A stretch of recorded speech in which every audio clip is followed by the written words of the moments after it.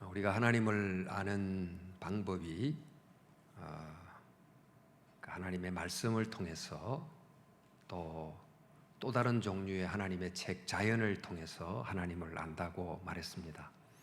근데 말씀을 통한다, 그 말은 이제 하나님의 말씀 속에는 이스라엘 구약은 특별히 역사가 있고, 또 하나님의 말씀 속에는 하나님의 말씀을 듣고 감동을 입은 우리들이 주님께 드린 말, 시편과 같은 기도도 하나님이 우리에게 자신을 계시하는 도구가 되고, 또 사람이 사람에게 하는 말, 즉 솔로몬의 지혜와 같은 이런 말도 하나님이 자기를 보편적 영역에서 자기를 계시하는 말씀이 됩니다. 그러니까 하나님의 계시의 내용이 굉장히 많은데, 특별히 이스라엘 역사 속에 여러 사건들이 있지만 매우 중요한 몇 사건들을 통해서 하나님이 어떤 분이신가 하는 것을 알려주는 그 계시의 도구로 삼습니다. 오늘 이 본문 속에 나타난 그 법궤 이야기는 하나님이 누구신가를 알게 해주는 아주 중요한 에피소드를 그 속에 담고 있습니다. 우리 믿는다고 할 때 제일 중요한 게 뭘까요? 우리 열심히 믿습니다, 잘 믿습니다 이제 했을 때 그 믿는다는 것 속에는 인격적 균형이 꼭 필요합니다. 그러니까 뜨겁게 믿습니다, 열심히 믿습니다 그러면 우리의 믿음에서의 정서적 영역이 강조가 되죠. 또 깨닫고 믿습니다 그러면 이제 지적인 능력이 강조가 되고, 실천하며 믿습니다 이제 의지적 영역이 강조가 되는데, 이 세 영역 중에 어느 하나만 결여가 되면 건강한 믿음이 이기가 쉽지 않습니다. 열심히 뜨겁게 믿는데 말씀에 대한 분명한 지식이 결여되어 있다면, 또 지식은 있는데 뜨거운 가슴이 없다면, 또 실천이 없다면, 어느 하나라도 결여가 되면 마치 의자가 서려면 세 다리가 기본적으로 존재해야 되듯이 하나만 결여되면 믿음이 제대로 설 수가 없는 거죠. 그러니까 이스라엘 역사가 사실 하나님을 알아가는 점진적 계시의 발전 과정이라고 보면 됩니다.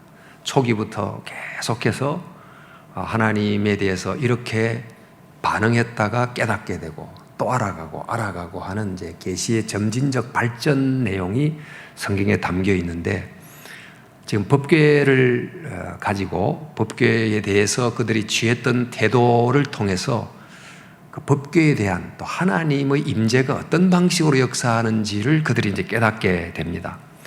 예수님께서도 말씀하시기를 영생이 어떤 것인가 그랬을 때, 영생은 곧 유일하신 참 하나님과 그의 보내신 자 예수 그리스도를 아는 것입니다 라고 이제 말을 했습니다. 이 안다는 의미는 단순히 지적으로 안다는 것뿐만이 아닌, 사실 아는 대상을 사랑하는, 그러니까 지적으로 알고 대상을 사랑함으로 그에게 헌신하는, 말 그대로 진정한 인격적 관계를 맺음, 이걸 이제 아는 거죠. 그러니까 믿음의 이 지정의 3요소를 동시에 포함하는 것이 바로 아는 것이라고 할 수 있습니다.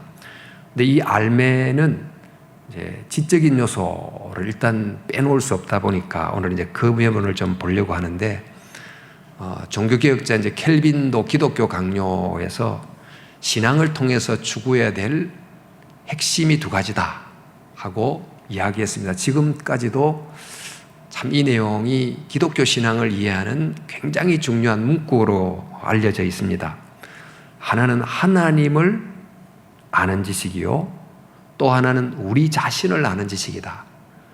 근데 이 두 지식이 연결이 되어 있어서 하나님을 알아야 비로소 우리 자신을 알고, 우리가 얼마나 미천하고 유한한 죄인임을 알아야 하나님을 알고, 이게 상호 순환적 고리로 연결되어 있다 이렇게 가르쳐주고 있습니다. 믿는다고 하는 것은 반드시 이런 성경 속에 나타나 있는 이 내용을 제대로 이해하는 것을 빼놓고는 믿음을 설명할 수 없다고 할 수 있겠습니다. 우리가 지금 보고 있는 이 사무엘상은 사사시대에서 왕정시대로 옮겨가는 바로 그 과도기에 일어난 일인데, 사사시대의 특징, 사사시대는 BC 1400년에서 1100년까지 한 300년 기간 동안 사사들이 통치했던 때입니다. 사사는 이 정치적 지도자이면서 종교적 제사장을 동시에 결합한 인물인데, 이들이 진리의 말씀으로 그 시대 사람들을 잘 이끌어가야 됐는데, 그 사사들이 그런 역할을 잘하지 못하므로 그 시대의 특징은 여호와의 말씀이 희귀하여 이상이 보이지 않았더라. 또 각자의 소견대로 행하였더라. 이 말씀은 하나님을 아는 지식이 매우 부족한 시대였다, 이런 뜻이지요. 사실 지금도 어쩌면 우리 시대에 정말 결여된 것은 지식이 차고 넘치고 또 재화도 차고 넘치고 그렇지만 하나님에 대한 지식만큼은 진보가 굉장히 없는, 어쩌면 이전 시대보다도 많이 퇴보했다고 할까? 옛날 20년, 30년 전만 해도 성경을 열심히 읽었습니다만 성경을 처음부터 끝까지 일독이라도 제대로 하는 젊은 세대를 만나기가 쉽지 않은, 그러니까 성경이 정말 무엇을 말하는지를 제대로 알지 못한 채 교회를 다니는, 그러니 하나님에 대한 지식이 부족하다는 것을, 그러다 보면 결국 믿는데 자기식으로 믿게 되고 또 미신적으로 믿게 될 위험이 있어요. 그러니까 신앙을 가졌는데 성경이 말하는 신앙이 뭔지를 깨닫지 못한 채로 그냥 이름만 믿는 사람이 될 수 있다는 것입니다. 지금 배경은 이렇습니다. 이제 엘리가 그 시대의 제사장으로 있었는데 나이가 굉장히 많이 들었죠. 이제 어린 사무엘이 나이든 그 제사장 엘리보다도 정말 더 하나님의 말씀을 들을 수 있는 영적 감성을 가지고 자라고 있었습니다. 그러나 제도권 안에서는 엘리가 실제적인 제사장이었고 사무엘은 그 밑에서 견습하듯이 배워가고 있었습니다. 이제 그때 사회적 상황은 이 블레셋이라고 하는 그 해양을 건너, 지중해를 건너서 팔레스타인 해양 지역에 머물렀던 이 블레셋 족속이 인구가 늘어나면서 산지 쪽에 위치했던 이스라엘 쪽으로 영토를 확장해 가고 있었고, 또 요단강을 건너서 산지 쪽에 정착했던 이스라엘도 인구가 불어나면서 또 땅이 필요했고, 이러다 보니까 불가피하게 두 민족 사이에 군사적 충돌, 이 접경의 충돌이 일어나게 됐습니다. 그러니까 이 블레셋이 수시로 공격을 해 옵니다. 근데 공격을 받아서 이스라엘이 4,000명 가량이 전사하게 되는 큰 패배를 겪게 되죠. 자, 이것을 두고 어떻게 할까 하고 이제 방안을 강구하다가 묘안을 냅니다. 그 묘안 하나가 아마 여호수아 때 여리고성을 돌아서 여리고성을 무너뜨릴 때의 기억을 이제 회상해 보면 법궤를 앞세우고 무기 하나도 쓰지 않고 여리고를 완전히 함락했던 그 신앙을 통한 승리의 기억이 남아 있으니까 아마 법궤를 들고 가지 않았기 때문에 전쟁에서 졌을 것이다 생각하고 이번에는 법궤를 들고 가보자 하고서 이제 두 번째 블레셋 사람과 싸울 때 법궤를 들고 전쟁에 나갑니다. 근데 법궤를 들고 나가는데 그들이 법궤에 대한 이해, 또 법궤가 하나님의 능력을 가지고 있다고 생각하고 하나님을 알기는 했는데 그들이 하나님을 사실상 오해하고 있었다는 것을 이 사건이 이제 보여주고 있습니다. 법궤는 자주 말씀을 드렸기 때문에 아시지만 그러니까 법이 담긴 궤죠. 법이 뭐죠? 그 하나님과 또 백성들 사이에 그 언약을 법이라고 그럽니다. 우리도 이 사회가 일종의 헌법 또 개인과 개인이 어떤 상업적 계약을 하면 계약 문서라고 하는 것이 법이 돼서 쌍방을 법으로 구속하고 또 법 아래서 서로 책임을 다하는 이런 방식으로 이제 법이 중요하지 않습니까? 그러니까 이 사회는 뭐 어느 정도 이제 법에 기초하고 있는 모든 사람들이 이제 법을 따라 살아가고 있는데, 그 하나님과 이스라엘 백성들 사이에 그 하나님의 언약이라고 하는 법, 뭐 결혼도 말하자면 법, 간단하지만 혼인법이라고 하는 것에 의해서 서로가 서로를 그러니까 묶고 있는 법인데, 그 법을 담은 궤예요.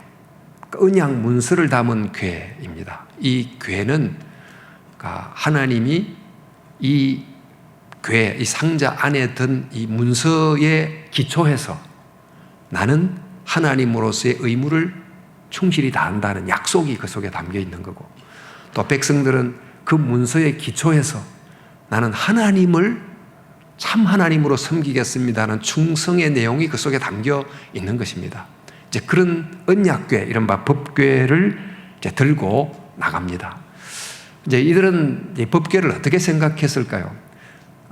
지금도 그 무속이나 이런 그 좀 샤머니즘 신앙에서는 어떤 도구라든지 뭐 부적이라든지 뭐 물건이라든지 또 신상으로 만들어냈던 어떤 신의 조상 같은 것들 자체가 신비한 힘을 갖고 있다고 대부분 믿죠. 어떤 물체에 대한 그 물체 속에 담기고 있는 어떤 매직 파워 같은 것을 신뢰하고, 법궤도 마치 법궤 자체가 그 속에 어떤 매직 파워를 갖고 있다고 생각하고 법궤만 갖고 가면 이 법궤가 갖고 있는 신비한 힘 때문에 우리는 이길 수 있다고 믿고 이제 법궤를 들고 나갔습니다. 근데 성경이 뭐라고 말하는가 하니까 4절 말씀에 엘리의 두 아들 법궤를 가지고 갔는데 그 법궤가 두 아들 홈니와 비느하스가 하나님의 언약궤와 함께 거기 있었더라. 이 문구를 넣어 놓으면서 법궤는 있는데 법궤 옆에 홈니와 비느하스라고 하는 하나님의 언약과는 완전히 상관이 없이 살아가는 엘리의 두 망령된 아들의 이름을 같이 병치해 놓고 있는 거예요. 그 언약 문서는 있는데 실제로 백성들 중에 제사장의 엘리의 두 아들은 언약 문서와는 아무런 상관이 없이 언약을 한없이 깨면서 존재하는 두 아들과 그 언약 문서가 함께 있는 그 장면이 이제 기록이 되고, 이제 거기서 홈니와 비느하스가 법궤를 들고 전쟁터로 나간 것입니다. 그런데 이제 이 법궤에 대한 이스라엘의 이런 주술적 믿음을 가지고 나갔는데, 그 법궤가 전쟁터에 드디어 등장한다는 이야기를 들었던 블레셋 사람들은 과거에 애굽에 대한 이야기, 여리고 성에 대한 이야기를 들었던 그들은 법궤가 드디어 출현한다. 그러면서 굉장한 두려움을 가집니다. 8절에 우리에게 화로다. 누가 우리를 능한 신들의 손에서 건지리오. 그들은 광야에서 여러 가지 재앙으로 애굽인들을 친 신들이라. 이렇게 공포에 떨었는데, 예나 지금이나 이 군대의 사기가 얼마나 중요합니까? 요즘에는 뭐 보병, 포병 이런 사기보다 거의 게임하듯이, 하여튼 현대전은 조금 많이 상황이 달라졌지만 뉴스를 통해서 SNS를 통해서 막 사기를 이제 충전시키듯이 사기가 꺾어지면 안 되잖아요. 그러니까 법궤가 전쟁터에 들어왔다는 것 때문에 블레셋 사람들의 군사들의 사기가 땅에 떨어지자 한 장수가 이제 이렇게 사기를 북돋우기 위해서 여러분들이 전쟁에 지면 히브리 사람들의 종이 됩니다. 이래 주거나 저렇게 사나 차라리 대장부처럼 싸웁시다. 그래서 사기를 북돋아서 정말 죽을 힘을 갖고 싸우고, 이스라엘 백성들은 법궤가 있으니까 우리는 이기게 돼 있다고 생각하는 주술적 믿음을 가지고 나가고, 그러니까 누가 이겼을까요? 블레셋 사람이 완전 이기게 됐고 법궤를 뺏어가게 됐어요. 이제 이스라엘 백성들 속에 충격이 온 거예요. 어떻게 법궤가 뺏길 수 있나? 이게 이제 그들의 신앙을 흔드는 충격적 사건이 됐습니다. 신앙인들에게서 종종 그들이 신앙을 갖고 있다고 하는 그 신앙을 흔들어서 자기들의 신앙을 다시 한 번 더 성찰하게 해주는 사건들이 종종 일어납니다. 예를 들면 잘 믿는다고 했는데 내 삶에 어떤 사건이 터지면 왜 이런 일이 생기지? 이렇게 하고 자기를 돌아보는 일이 생기고, 이스라엘 역사에서 가장 큰 충격이 어떤 충격이냐면 바벨론, 나라를 다 잊어버리고 바벨론의 포로가 되어가는 사건. 하나님이 우리의 왕이신데, 우리는 하나님의 백성인데 어떻게 하나님이 계신 성전이 무너질 수가 있고 어떻게 하나님의 백성이 포로가 돼서 전체로 잡혀갈 수 있는가? 이 사건이 이스라엘 백성들의 신앙을 통째로 뒤흔들어 놨던 가장 크라이시스, 위기의 사건이었어요. 그런데 바벨론에 잡혀간 다음에 비로소 그들이 왕정 시대, 이스라엘 유다의 시간을 지나면서 그들이 믿었던 신앙에 대해서 다시 검토하기 시작했어요. 우리가 정말 제대로 믿었는가를 점검하면서 썼던 역사책이 바로 사무엘상하, 역대상하를 다시 읽으면서 신앙을 새로 생각하게 된 거예요. 그러니까 신앙에 엄청난 위기를 겪었던 바벨론 포로가 됐던 시대가 곧 신앙을 찾게 해주는 역설적 기회가 된 거죠. 우리가 보는 이 사무엘상, 열왕기 상하는 우리가 보는 일반적 역사관으로 이스라엘 역사를 본 게 아닙니다. 일반적 역사로 보면 아합 왕, 여로보암 2세 이런 사람이 존경받는 그 시대의 왕으로 칭송이 돼야 되는데 가장 악한 왕으로 평가를 받고 있어요. 그러니까 망한 다음에 신앙의 관점에서 새롭게 보니까 바르게 평가가 나온 거죠. 이처럼 이들이 법궤를 빼앗기면서 굉장한 충격을 이제 받게 됩니다. 자, 이들이 가진 신앙의 문제가 뭘까? 한번 생각을 해 보십시오. 이제 법궤는 앞서 말씀드린 것처럼 언약 문서가 들어있는 상자인데 그 상자 위에 이렇게 그룹 천사, 이 그룹이란 말이 우리 영어의 그룹이라는 뜻이 아닙니다. 그러니까 천사의 이름인데 그 두 천사의 날개가 이렇게 조각이 되어 있습니다. 바로 이 조각된 이 날개 두 쌍은 그 하나님의 이동용 의자, 다리에 해당되는 거죠. 그래서 이제 법궤를 하나님의 의자라고도 표현하고 법궤를 발등상이라고 표현해요. 하나님 의자에 앉으면 발을 놓아야 되는 이 발판이 언약궤인 거죠. 그러니까 언약궤를 발등상이라고 하는 것은 언약궤가 곧 하나님이 앉아있는 의자인데 이 법궤는 이동할 수 있도록 이 긴 이 봉을 달아서 메고 다녔거든요. 그러니까 하나님의 통치 의자가 한 장소에 고정되어 있지 않고 백성들이 가는 곳에 늘 함께 이동하면서 그 현장 속에 동행하시는 그런 하나님의 임재하심이 그 법궤입니다.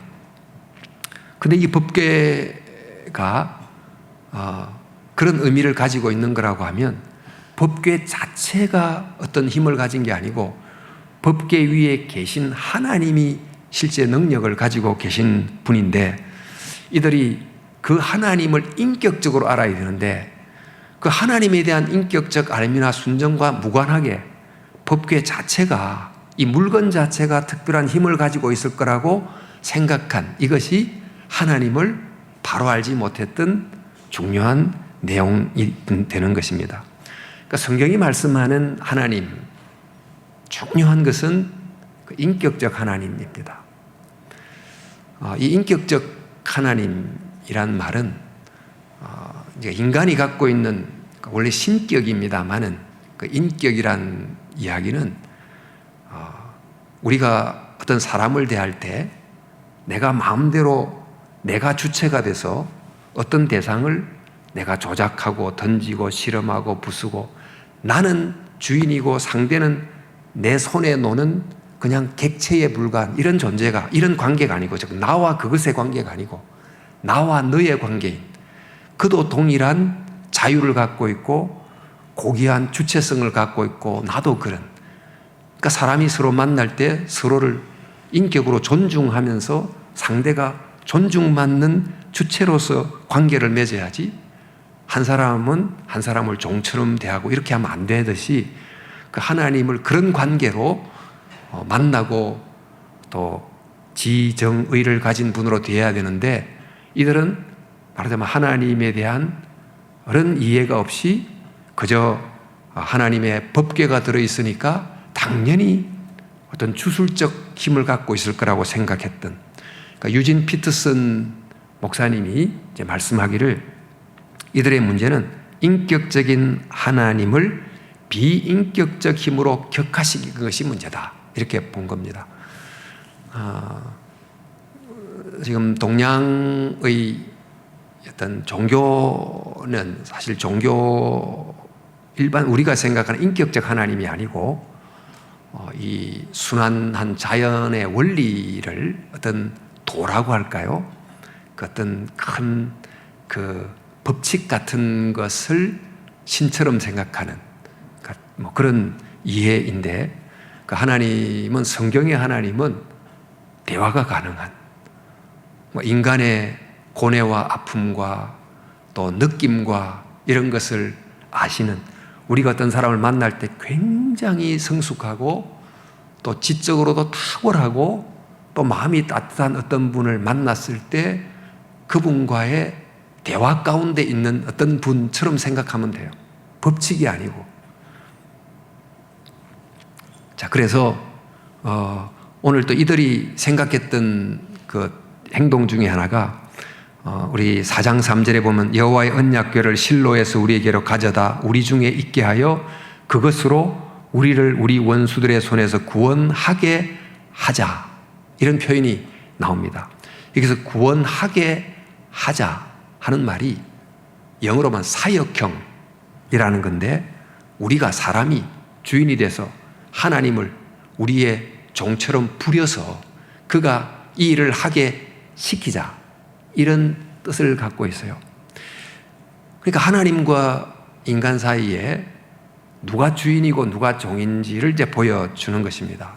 신앙에서 또 하나 이해는 우리가 주로 오해하기 쉬운 것, 내가 하나님을 믿고 또 기도함으로 내가 원하는 바를 하나님이 나를 대신해서 일해 주시기를 바라면서 기도합니다만, 하나님이 나를 위해서 일해 주시기를 기대하나 그 근저에는 하나님이 주인이고 내가 종이다, 이 틀을 깨면 안 되잖아요. 내 원대로라기보다 가장 좋은 것을 아시는 분 하나님이십니다. 그러나 내 소원이 이러합니다만, 그러나 아버지의 뜻이 더 좋은 줄 제가 믿고, 그런 아버지의 뜻 가운데서 저의 뜻이 이루어지기를 기도합니다.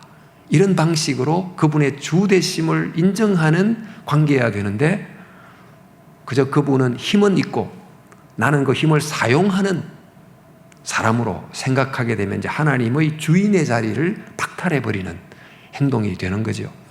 그러니까 지금 이 이스라엘은 법궤를 가져감으로 하나님을 의지하는 것 같고, 그래서 전쟁에서 주님의 힘을 의지하는 것 같아 보였지만 사실은 보니까 하나님을 바로 알지 못했던 모습이었음을 우리가 깨닫게 되는 것입니다. 우리 신약의 마태복음에 이런 말씀을 예수님이 하셨죠. 나더러 주여 주여 하는 자마다 다 천국에 들어갈 것이 아니요 다만 하늘에 계신 내 아버지의 뜻대로 행하는 자라야 들어가리라. 예수님을, 하나님을 주여 주여 이제 부르는데, 주여 주여 하면서 아버지의 뜻대로 행하지 않는다, 그 말은 사실 하나님을 주님하고 불렀지만 자신의 뜻을 이루는 도구로서 그분의 능력만을 생각한 거지, 그분의 뜻에 대한 나의 헌신과 순종이 빠져버린 사역이잖아요. 그러니까 이런 모습은 예를 들어 어떤 신에게 제사를 드릴 때 내가 많은 재물을 들여서 신의 비위를 맞추고 신의 노를 누구려뜨려서 내가 원하는 바를 얻어내게 하기 위한 반복되는 주문, 주술, 또 많은 재물을 들여서 신을 설득시킴, 이런 일반적 종교에서 보는 여러 형태를 예수님께서 일거에 거절하시고, 하나님은 그런 분이 아니다. 하나님은 인격적인 분이다. 너희가 하나님을 이용할 대상으로 생각하지 말고 하나님은 순종해야 될 주님이라는 것을 기억하는 것이 하나님을 바르게 하는 중요한 지식이다. 즉 하나님은 비인격적 힘이 아니고 거룩한 인격적 존재임을 기억하는 것이 중요하다는 것을 우리에게 알려줍니다. 그러니까 이 당시 전쟁의 법궤를 들고 나갔던 이스라엘 백성들의 하나님에 대한 이해는 이런 단계로 좀 올라가지 못했던, 또 사사시대를 겪으면서 그 이교의 많은 이방 신들에 대한 이해에 의하여 참 하나님에 대한 이해를 잊어버린 상태에 있었다고 볼 수 있겠습니다. 우리가 적용해 보자면 우리가 지금도 그리워하는 게 평양 대부흥 1907년에 일어났던 그 부흥이 또다시 한번 일어나 주기를 기대하는 마음이 있잖아요. 그러니까 이 평양 부흥이 일어났던 그때의 상황을 좀 재현하고 방식을 재현하면 평양 대부흥에서 일어났던 성령의 역사가 일어날 것이다 고 생각하는 것은 마치 하나님을 기계적 원리대로, 이 원리대로 하면 자동적으로 하나님이 역사할 거야, 이건 이제 하나님을 인격적으로 생각하는 게 아니에요. 방식은 평양 대부흥 방식과 같지 않더라도 바로 그 하나님에 대한 정말 깊은 참회와 또 헌신과 자기 성찰이 있으면 평양 대부흥의 방식과 다른 방식으로 하나님의 역사가 일어나는데, 그 시대의 방식처럼 우리도 부흥회 하면 자동적으로 성령이 임하겠지, 그건 하나님에 대한 인격적 이해가 아닌 것입니다. 또 1907년이니까 100년이 지난 2007년이면 100년째니까 하나님이 100년을 기다렸다가 다시 한 번 더 리바이벌 어게인을 주시겠지, 그런 기계적 이해가 다 하나도 안 맞는 것입니다. 그러니까 하나님은 말 그대로 인격적인 분이세요.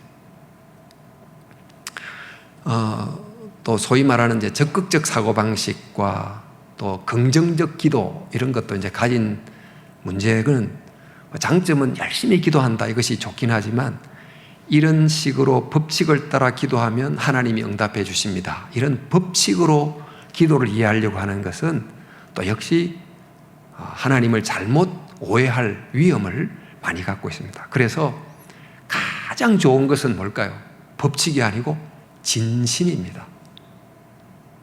정말 진실함, 내 있는 그대로, 이것 이상은 없습니다. 우리가 사람과 사람이 만납니다.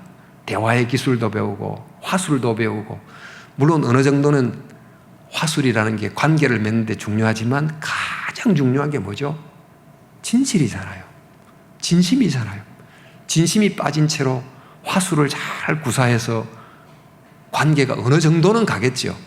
그러나 진정한 관계로 가려면 결국 좀 화술이 부족해도, 말이 그렇게 현란하지 못해도 저 사람 정말 진실해, 진심이 맞아, 이러면 관계가 형성되는 거지 않습니까? 하나님 관계는 더더욱 기도를 잘하거나 문장이 좋거나, 그것보다도, 그래서 오래 믿은 분들의 정말 서론본론 결론이 쫙 이어지는 멋진 기도는 우리가 듣기는 굉장히 좋지만, 그러나 그 속에 깊은 진심이 담겨 있지 않는 기도는 하나님께는 별로 들리지 않을 거고, 초신자가 기도를 하는데 어떻게 기도할지를 몰라서 하나님 안녕하세요, 저 처음 뵙습니다, 뭐 이런 식으로 기도하는데 진심을 담아서 기도하는 기도가 하나님과 통하는 기도가 될 수 있는 거죠.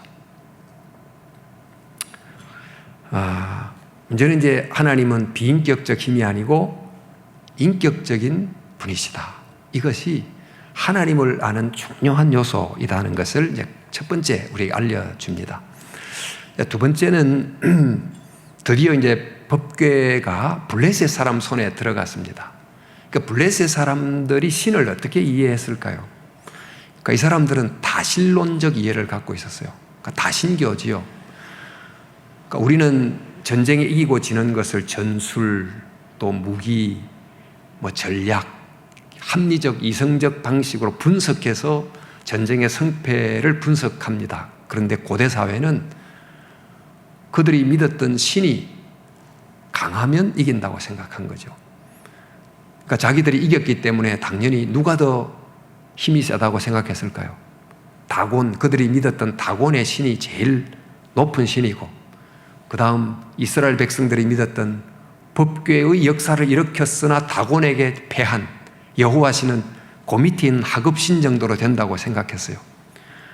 그런데 이 다곤 신전에 이제 여호와의 법궤를 갖다 놓지 않습니까?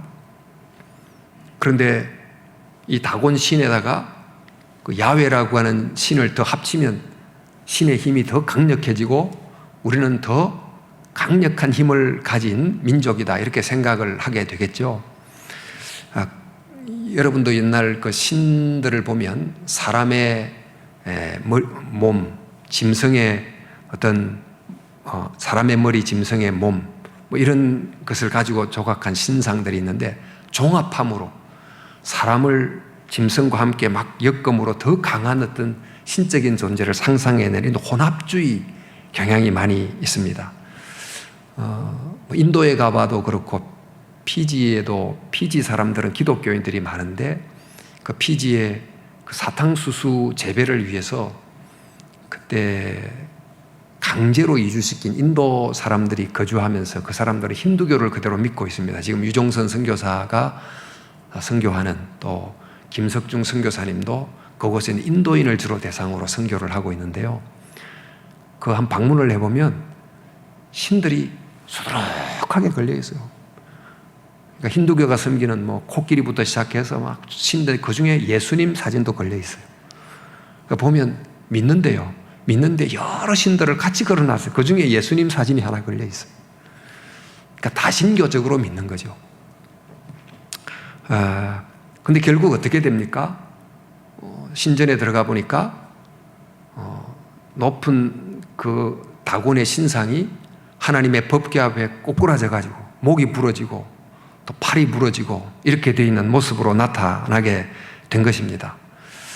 그래서 이들이 안 되겠다, 그래서 법궤를 도리어 돌려보내자 하고 이제 법궤를 돌려보내게 됐는데, 그 보내는 과정이 만약 이 법궤를 돌려보내는데 수레에 실어가지고 이제 송아지를 떼놓은 어미소가 송아지를 돌아보지 않고 그냥 앞길을 향해서 계속 가면, 법궤를 실은 이 소가 그렇게 법궤를 싣고 가면 이 법궤에 있는 신이 진짜 신이고, 아니면 그렇지 않다 생각하고 법궤를 실어 보냈더니 송아지를 떼놓고 어미소가 울면서 그냥 길을 향해 굳게 이제 가는 걸 보게 됐지 않습니까? 그러면서 이 법궤에 있는 이 하나님이야말로 정말 신이다 하는 걸 인정하게 됐어요.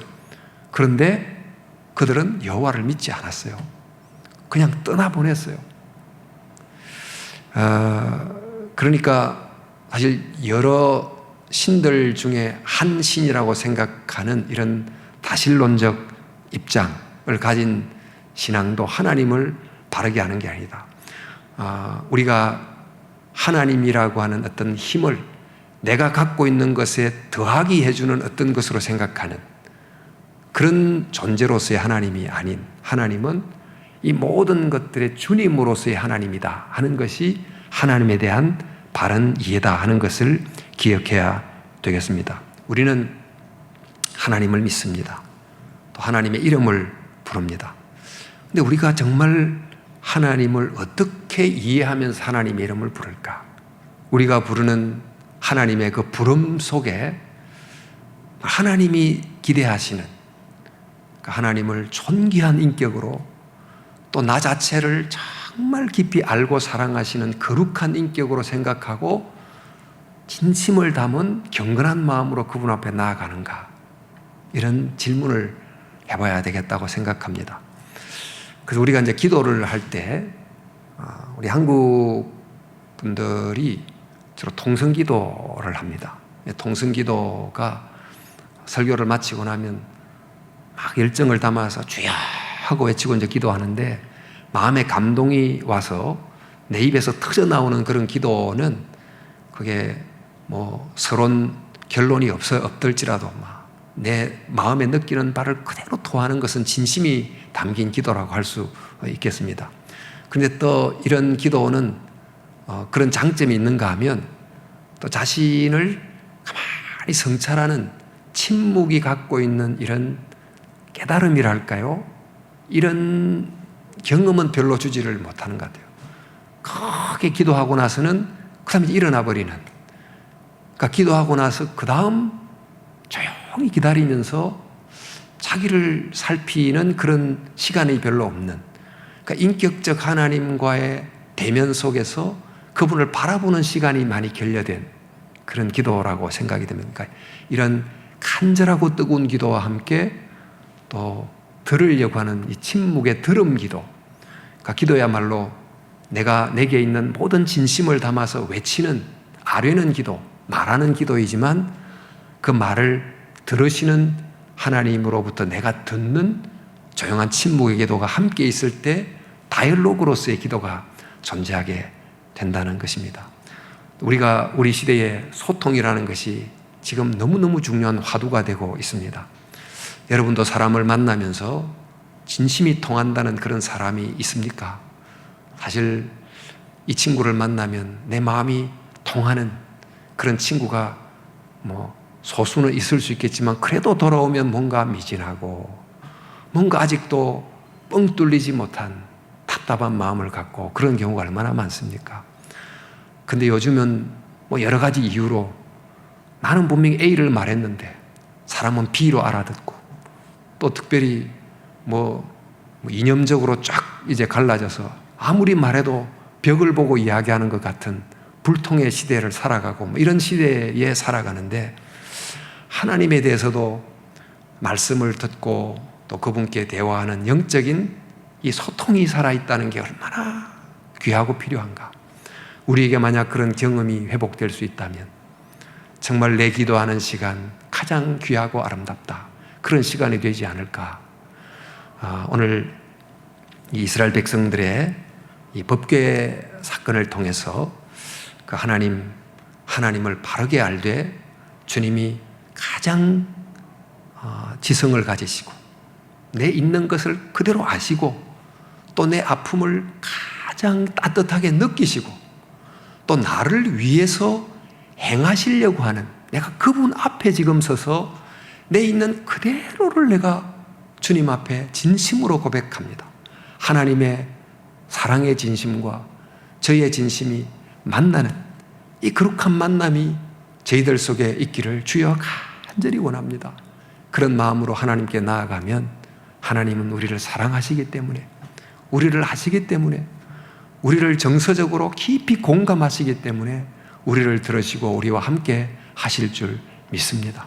하나님을 아는 지식으로 지혜로 깊이로 매일 더 나아가는 저와 여러분이 될 수 있기를 또 수요일 이 시간 그런 마음으로 하나님 앞에 기도하는 저희가 되면 좋겠습니다.